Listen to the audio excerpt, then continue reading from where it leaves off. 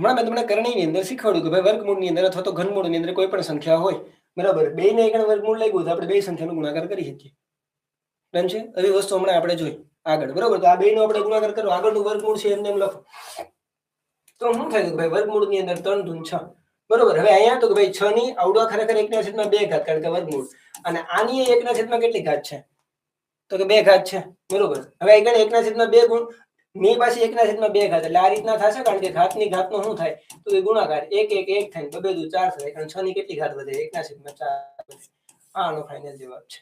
આવું ન કરવું એને મોઢે કરવું તો બે વખત વર્ગમૂળ છે, બરોબર. 6 નું એક વર્ગમૂળ, બે વર્ગમૂળ, ચતુર્થ મૂળ નથી જોતું આપણે સીધું, બરોબર. વર્ગમૂળ છે તો ભાઈ 1/2 ઇન્ટુ કરી નાખો, અથવા તો બે વખત વર્ગમૂળ એટલે એક ચતુર્થ મૂળ થાય, અને ચતુર્થ મૂળને 1/4 તરીકે દર્શાવી શકો.